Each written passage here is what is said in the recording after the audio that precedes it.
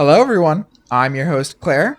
Welcome back to Destiny Degenerates, brought to you by Half Chewed Chewing Gum and Zavala's Bald Head. Um, I'm your host, Claire, and I've got my co-host, Evan, with me. Hello. Today, we have a special guest. We have a special guest with us. It's our editor, Fade. Yo. So, yeah, he edits everything. He makes the nice, insane videos that you guys see on YouTube. He made that all from scratch. It's kind of insane how much he does for the podcast. It's wild. Yeah. But today he's gonna talk about his experience in Destiny. He's the one who actually got me into Destiny. So he's gonna talk about his experience in Destiny, and then we're gonna talk about a few community things with Bungie. But anyways, Fade, how did you get into Destiny? Tell us your Destiny timeline story. Huh. Basically, so I started way back when. I played a little bit of Destiny 1. I remember being in secondary and my friends were like, yo, have you seen the trailers for this game? I was like, yo, this is kind of fire. So we all boarded, all on our fucking PlayStations, gaming the shit out of it, and then eventually we all kind of realized this doesn't hit as much as we thought. So we all stopped, I stopped, and then Taken King gets announced, and it's like, yo, we all came back together, did Taken King, and then it's like, yo, the game's stale again. Minus a few one or two moments, but yeah, Sounds a lot like Destiny 2, Evan, right? Yeah. not that much interesting stuff was happening, and then Bungie's like, guys, by the way, Destiny, but with a 2 at the end, and we were and Whoa. all of my friends were like, we should get back into this. Whereas this time I was like, bro, I already dedicated these couple of years to this shitty game, playing it on and off. Bruh. I'm not doing this. So skipped Red War, skipped fucking everything, or like pretty much everything. And then only got into the game around, actually, yeah, when just before Beyond Light launched, just before that. And then it's kind of been downhill battle from there. My strange addiction. Oh, that's very true. It's most players. Yeah. Yeah. Mm-hmm. Yeah. Most players. I feel bad for the new players, honestly. Honestly, Yeah. yeah. Because, like, the Bungie that I experienced when I was playing Red War, and then when I got into Season of the Splicer, like, at the very end, it's so different now. And it's honestly, it's sad to see. Because, like, I know it's like a cliche thing. Oh my god, you're not the same person that you were. But, like, seriously, Heard that before. this is not the same Bungie I remember. I honestly, yes, I will agree that the game has been going downhill, and so has Bungie in some regard. I mean, we're going to talk about that later. Yeah. I honestly, though, think that overall it's been a net positive, mainly because of everything that happened with Beyond Light, and I forgot his name. The dude that was in charge at Bungie, the short chubby guy with the beard. I forgot his name. Anyway, Luke Smith? No. Yes, Luke Smith. Oh yeah. Since him being removed from the picture, I honestly think it's been a net positive. I mean, he's been removed from the public picture. I don't really know if he's still there or not. He's making games, from what I've seen on Twitter, but that's about it. Yes. In terms of Destiny, though, he has nothing to do with it. Okay, well, there we go. Thank fuck, because, yeah, that's Good. like his Destiny and his Beyond Light was, oh god. I mean, the thing with Beyond Light is it's become that thing of like when you wanna like reset a character for something, it's you have to Oh my gauge God. whether you want to do Beyond Light again. It's not do I want to do Witch Queen again. It's not do I want to do Shadowkeep again. Yeah, it's do I want I don't to want to do do Beyond Light. Shadowkeep. I mean, See, I would reset a character just to do Shadowkeep, but that's just me. same. I'm fine with resetting a character for if I want to reset a character because I want to get my pinnacle Kvostov for the meme. I would happily do that if not for the fact I have to go through all of Beyond Light again. Literally the fucking worst thing. And I remember when it dropped, and we ate that shit up. We ate it up, and we're like, "Oh my god, this is fucking phenomenal." And then week by week after launch, it all just kind of unraveled, and It all crumbled apart. It's like that honeymoon phase in relationships. That's like, every oh expansion. my god, this is so great. Yeah, exactly. Of course, every expansion, but like the honeymoon phase of Beyond Light just was so short-lived. Well, so the issue with Beyond Light is that was supposed to be Destiny 3, or at least the start of it. They scrapped that, made into Beyond Light because I didn't want to start over again. I feel like most of the player base didn't want to start over again, even though a new game would fix a lot of the issues that we currently have. So many problems, like getting a new engine. Don't even. Or, no longer supporting PS4 and whatever Xbox that is. Focus on the new gen stuff and obviously PC, because PC, I feel like, is the main driving force of Destiny now. Like, it's mostly PC players. I mean, yeah, all you have to do is take a look at performance on even shitty PCs, even like bad builds versus consoles, and like loading times on PCs. It's night and day. Yeah. Especially with PS4, or even the Pro too. Like, it's so outdated now by the PS5 and PCs in general. Our mutual friend Alec, he's running on a PS4, and his loading times affect every single person in the fire team. It's actually insane. I feel like a lot of the tower problems probably stem from old gen consoles. Mm-hmm. I feel like that would make sense. Segue into what we're talking about today. I honestly think that crossplay was one of the worst things to happen to Destiny 2. I would have to disagree. I mean, for new gen consoles, not a bad thing. For old gen consoles, yes, because you're having, like, my PS4 that my sister has. That is like one of the first batches of PS4s ever made. If I were to run Destiny on that right now, it would be unplayable. I mean, yeah. Okay, maybe I should clarify. From a technical standpoint for the game, not from enjoyment of playing with your friends across platform, I just think from the technical standpoint of including the old gen stuff. I mean, we all know how the tower has become a meme. It's like, you want to try a shader? You want to preview a shader on your gun at the tower? No. You want to just open up your character menu? You can't do that. No. I would take the minute to load into the orbit just so I can do my fashion, because I can't see anything in the tower. Oh, you took something out of your postmaster at the tower? Oh my god. No. 2 to 5 days. No. Business days shipping. Literally. Like, it's just the optimization that Bungie could do but doesn't is mind-boggling.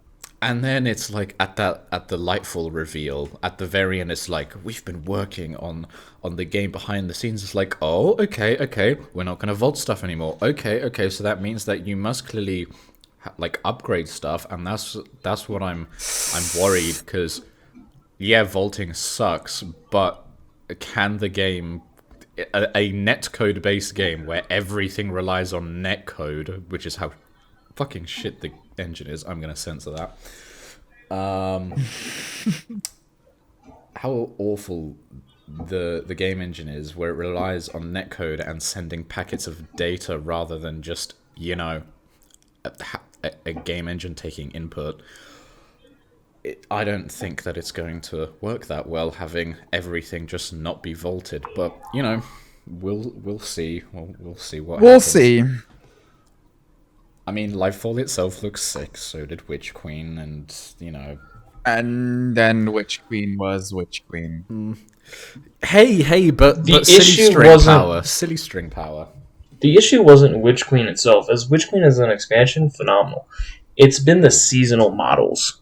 Oh, there That's we very go. true. Yeah, Like, this- is it nice having something to do between expansions? Yeah. But can we But mix it up a little I bit? want Yeah. something different. It's just not. It's just It's bad. not. It loses its color after a little bit. Yeah. I would honestly a little prefer, bit. I would honestly prefer keep the expansion model that we have, the once a year or year and a month or whatever it is, Year and a half or Yeah. whatever. Yeah. and then halfway through that, we just get like a little mini DLC. Because then we're not constantly tied down to the game. Like Bungie, it's okay for players to play other games. Please stop giving me FOMO, please. Just because your player numbers die towards the end of a season doesn't mean your game is dying. Your game's dying for other reasons. Other reasons. Like, honestly, I mean, I've seen this everywhere. Everyone has been kind of like saying for a while now, have a season off where it's just Q&A updates, content drought, just so it's New maps for Yeah, PvP new maps. and New maps. Gambit. Oh my god. Yeah. New strikes. like what you said in the last episode about like trying to bring all the stories together, like for the next big thing. Like, it's okay to put a story on hold to fix your broken game. Yeah. It's okay. You know, like in animes where they have like the beach episodes. Yes. We need a Destiny 2 beach episode. Where it's just the health of the game. Exactly. It's What I don't understand is back in D1, we had a metric ton of maps for PvP. Like, so much so that it was exhausting to just look at them. Mm-hmm. Claire, how many maps do we have in Destiny 2 right now? Like, less than 30. We have 23. Yeah, less than three. 25. We have 23. And our latest map was in this year's DLC, Yeah, it was in Witch Queen. right? It was this year's DLC, which is the first time since Beyond Light. What maps were in was- Beyond Light? I don't even remember. I don't think Beyond like Light a few. gave us a Beyond map. Light, Beyond Light did not give us a PvP map. Yeah, Oh my god. because it would have been set in Europa, Yep. and we didn't get There's that. no Europa, there's no Europa PvP map. I miss all the Mars maps. Like, I just miss having variety. stuff to choose from. Exactly, variety. It's like Bungie decided that PvP was just gonna go on the back burner or something. I don't know their thinking behind why they're not touching PvP. I don't at even the think moment. they know what they're doing with PvP anymore. Like, to be honest with you, They don't. Oh my god, Fade! If you can find this, I'll see if I can find it and send it to you. But there is a Twitter clip where I think it might be in my bookmarks. There's a Twitter clip of the devs playing PvP. It's a compilation of the live stream. It is the most painful Yep. video I have ever watched. I think I know what you're talking about. It's obvious they don't know what they're doing. I'll find it and put But- it up. Yeah. It's embarrassing. It's like those are our devs and our game testers. This is why our game is shit. To be fair though, those guys probably play PvE exclusively, and even then, when they're told, "Hey, we need you to test out some PvP stuff," they're like, "Do we have to?" Oh yeah. And that's what sucks because you've got Multimock on Twitter. I love Oh him. my god, yeah, dude, Multimock's so good. He's playtesting the PvP stuff hours after it comes out, better than the playtesters themselves. Yeah. It's like no one at Bungie playtests them. Shout out Multimod. The flinch cap. Yes. Unlinears. Dude, Bro. oh my god, it's just, dude, it's frustrating. Like after a few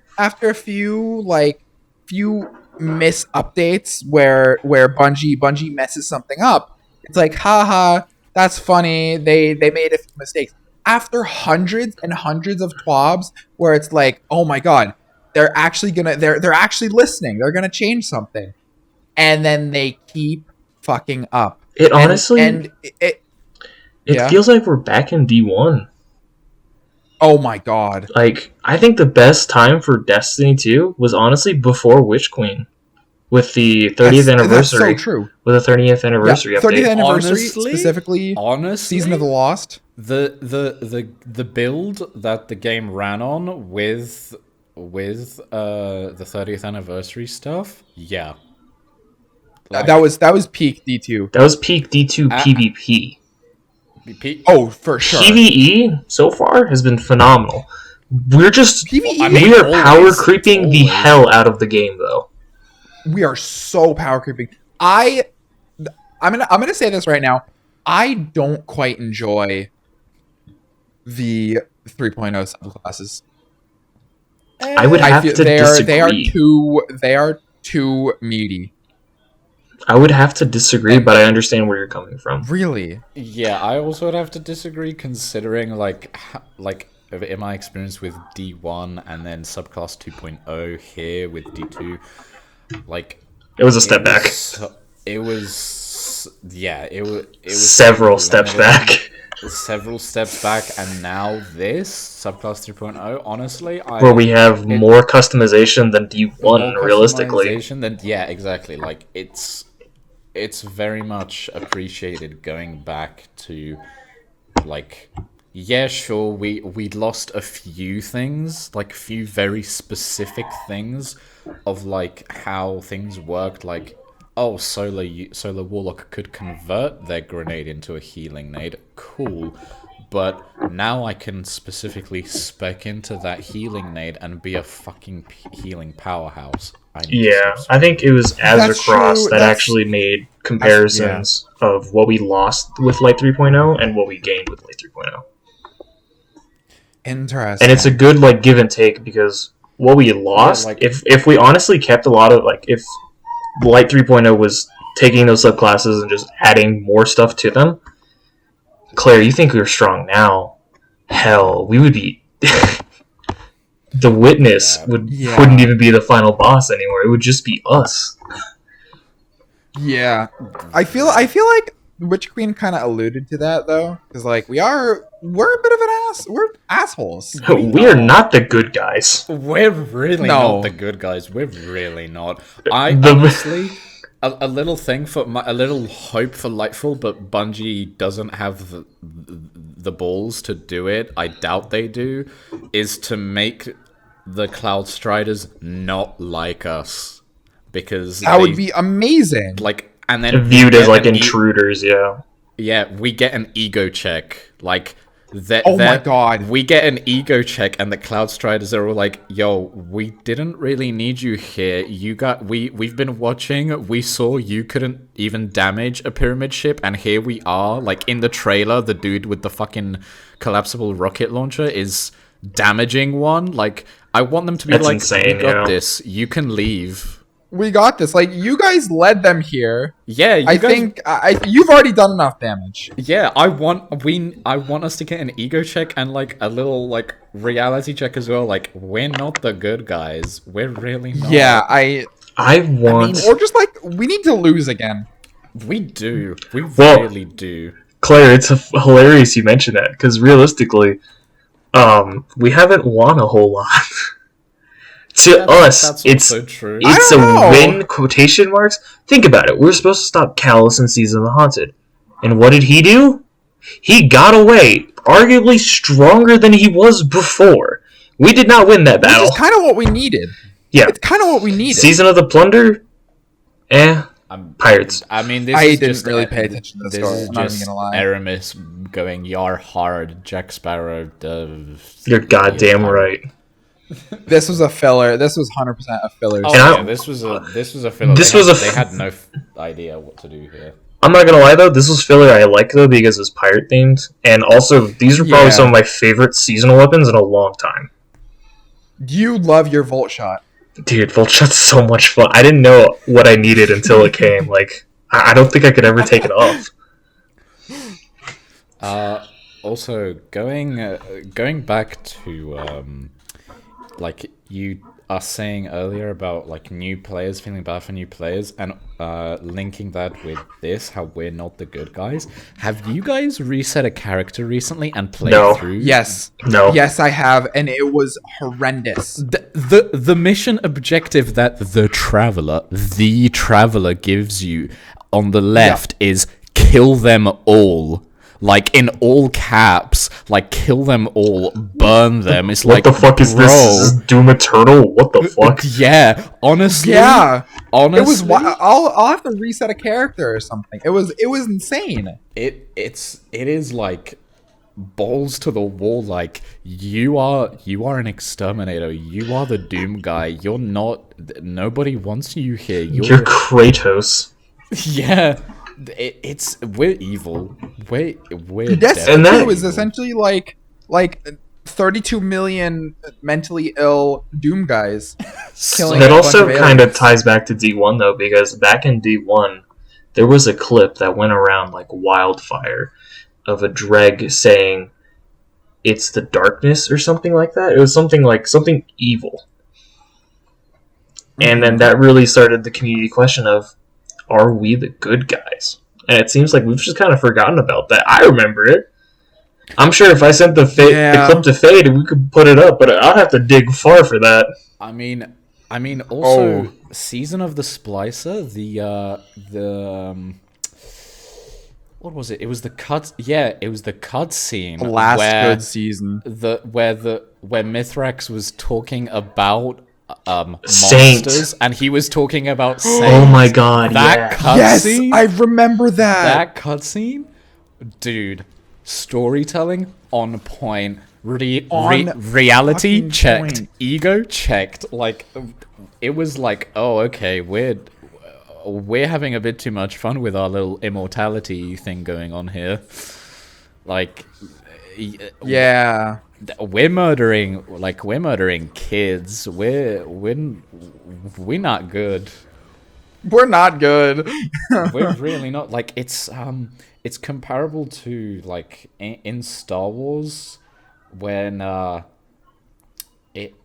think I don't. It's definitely not canon with how Disney owns everything now. But I saw something. Yeah, that's a whole. That can be a whole nother episode. Yeah. I've got some things to say about that.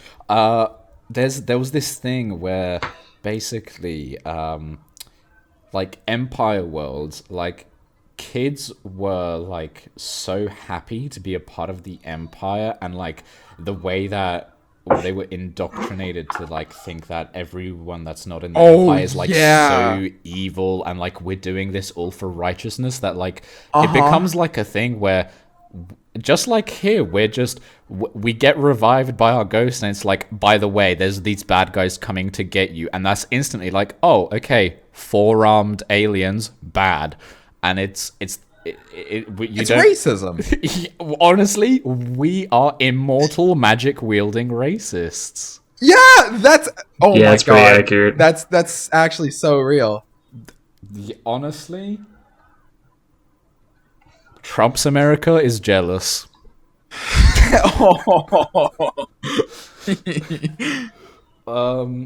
Pretty true, yeah.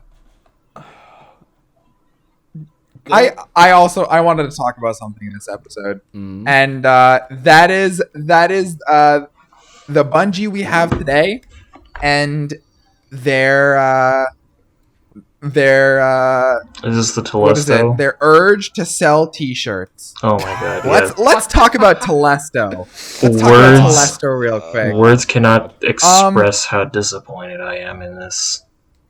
I am disappointed. I am not surprised in the slightest. The first Destiny the game tweet I saw, I was like, I had part of me hoping that it was going to be good, but the rest of me expected that it was not going to go well, and I was not surprised in the slightest. Claire can attest. I was excited. Like, I was so happy. I'm like, ooh, this is going to be a secret event. I checked the group chat, and Evan's like, oh my god, this is going to be insane. Yeah. Man, when I tell you I was disappointed, I was disappointed. Yeah. I haven't even loaded the game since then. Yeah, that's pretty relatable. Guys, Telest-No. There's this one tweet that I found. Yeah, I'm gonna put that up on screen now. Oh yeah. There's this one tweet I found that describes it perfectly. It is the perfect tweet. It's a Reddit thread where one person says it just wasn't very funny, and then another person responds to them and says the whole Telest-No thing felt like Bungie being the weird teacher at a school trying to join a circle full of students laughing just start laughing the loudest to grab some attention. That is accurate. And then selling us some shirts and giving us a stamp. Real. Like it's the tone deafness by Bungie is mind-boggling.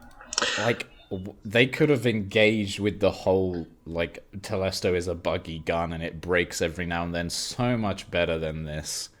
Like, really? We could have gotten some, like, breaking the fourth wall Matrix level stuff. We could have gotten, like, an actual event. An actual, like, little secret mission where you have to fix Telest-No, and, like, this is really reaching out there where maybe the event was quite literally Bungie figured out how to make Telest-No never break again, and the little hidden mission was just, like, permanently fixing Telest-No so it would never break again. And it was that would require effort. Which Bungie does not seem to give. Dude, I miss secret exotic missions. Like, that's what I was hoping this would lead to. And it didn't, and I'm so sad. It makes me sad that they removed them all, because that's where I had the most fun. That is where I started, or that's like midway into my like memorable Destiny. I remember doing Whisper of the Worm. I don't remember doing the Outbreak one though. I remember the only ones I remember are Hawkmoon and DMT, but still doing those two, yeah. Learning that myself, that was probably the most fun I've had in Destiny. It was most challenging, too. They were so challenging. Like, by yourself, too? Yeah. And then because you're a loser with no friends. Like a mid-light. I spent 3 hours. I think I was up to like... Because my brother was right next to me, and I spent 3 hours on this mission, and I was so proud of myself. You know now we don't have any. You know that part in Harbinger for Hawkmoon where you're in that little circular area and the objective is to survive. The objective is to survive. I was stuck there for 2 hours. For 2 hours.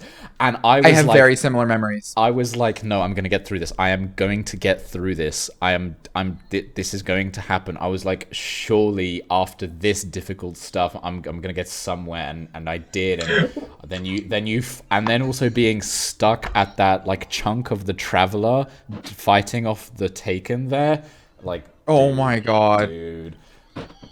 And I remember also getting lost for about 20 minutes in that like jumping puzzle area to get to the chunk of the Traveler. Yep. Like, I remember taking Thomas through that. That was a lot of fun. Oh my God. Because I forced him to figure everything out. I miss the challenges. I miss the secret, like the secret fucking missions. I genuinely miss that. Like, Dead Messenger wasn't really that secret of a mission. That was part of the seasonal. Vox Obscura. I've done it twice. I was gonna say that, like, when Witch Queen dropped and we got that exotic mission, and it's like, oh, okay, we had Hawkmoon, we had DMT. I mean, I took a break that season, so I didn't do the DMT mission. But I see, an exotic mission for this Dead Messenger thingy. And I expected something along the lines of, like, the Hawkmoon or DMT. And it's like... Shit was so disappointing. It's this is basically a strike. It's a strike. It's shorter than a strike. Oh yeah, it's short. Yeah, it's shorter than a strike. Like I watched Master Vox. That was just annoying. It felt like a Legend Lost sector. Oh my! It's literally a Legend Lost sector and a strike mixed together, and it's so disappointing to call it an exotic quest because it's not. It's not. At the end of the day, it's got the name of an exotic quest, but like it's not an exotic quest. It's a strike and a lost sector. Great gun though. Oh yeah. Oh my god, I use the fuck out of that gun. But it does not deserve the quest it has. No. No. I mean, I would have honestly wanted for that gun maybe making it, I mean, it's already good as it is. I make it a little bit better in some regard. I mean, make the catalyst do something nicer. And other than fucking turnabout. And then dude, I don't use that in PvE. It's only PvP. It's a PvP-centered gun. And then the mission, I would have had it like, cool, you have to stop this transmission, whatever the fuck, but then you have to like sneak into this like Scion leader's like vault or something, and there's like jumping puzzles, like you're in some big, massive treasure room and yada yada. That would be cool. And then I don't know, I envisioned like some room with the you know the Cabal war beasts and the ones that have the gold-plated armor and they're black? Yeah. Like a room full of those that's defending like treasure and stuff, but like they're bigger and beefier, and those are like little mini bosses. It would have been so much fun. And then we get a strike. We get a strike. A lost sector and a strike in one. We get a strike with a few dungeon mechanics. Yeah. Do we though? Like it doesn't. A tank shoots the door open. What a surprise! I mean, the most mechanic-y thing was the whole go disable the scions by punching them and shooting everything, like, and then also to bring down the shields of the boss you have to kill those 3 scions by punching them, but again, that's like the most mechanic-y thing there is, really. Speaking of mechanics and dungeons and stuff, duality. Oh Lord, it is a dungeon. I think we should leave that for next episode. It is a dungeon. I have plenty of words to say about that I just dungeon. wanted to briefly touch on not necessarily duality, but Bungie's unwillingness to acknowledge bugs and oh my god. the correct ones, because I'm gonna put something up now. It's a conversation that I had, you know Mike Lilly. Yeah, Mike. We might get him on the podcast soon. Maybe. It's a conversation that we had before Bungie finally acknowledged that the bells in Duality didn't work, and then a day or two later, it was I can't remember what it was, where there was a Eververse bug with shaders. Oh my god, yeah. And Mike messaged me like, oh my god, I love Bungie, they're finally acknowledging bugs. And I was like, wait, is something happening? Is something happening? And he gives me a link to Twitter posts, and it's literally just them saying that the shader is buggy. And it's like, yes, great priorities, Bungie. The shader. T-shirts, shaders. It's amazing. So wild to me that they focus on cosmetics more than core gameplay mechanics. Yeah, absolutely amazing. Like, and then also the bugs just like in Duality that everyone was complaining about, rightfully so, not being fixed. And then they're like, okay, we're finally gonna acknowledge that the Bells of Conquest like randomly kill, Guardians randomly die when changing dimensions. Cool. Yep. And then it's like everyone's like, oh, okay, they're finally gonna fix this $20 dungeon, and they only fix the boss room with Keitel. Everywhere else, oh my god, everywhere else is still just as buggy. I've only ever encountered the bug though at Keitel. Yeah, I've encountered the bug everywhere. oh yeah, no, I've encountered the bug everywhere. Really? I've had bells that you shoot where everyone is standing around them waiting to go back into the real world, and it closes and we're just stuck there. Oh, remember that that. bug, yeah. Or what about the bug that when you kill Keitel and then You just stay there. you get stuck You there just with stay. the animation? You're just hanging out. Yep. Eris is really struggling to pull you back. It's like, come on, Eris, you can do better than this. It's just disappointing. And It's exhausting. And then also with the bugs, I found this hilarious. I didn't see anyone complain about it because I'm not sure anyone noticed this. I mean, out of the 32 million people that play this game, sure, I was definitely not the only one. But in the Festival of the Lost that we just had, in one of the haunted lost sectors, I think it's the EDZ one, if you fly a bit too fast from the spawn into where the stuff spawns, literally just go a little bit too fast, you don't hit anything, there's nothing that clips you, nothing, you just die. And then when you respawn, and you walk back there because, oh, maybe I shouldn't fly that fast, maybe the game glitched out, and you walk back there, it keeps killing you. You physically cannot Thank you, Bungie. You physically cannot go join in on That's insane. On this so lost dumb. What the sector fuck? because you just keep dying. You walk past a certain point and you die. Like that first death by flying too fast into the area triggers just constant kills. You just have to kind of AFK it out and hope your teammates don't fucking get angry at you and leave. So That's brain dead. It's amazing. It's amazing.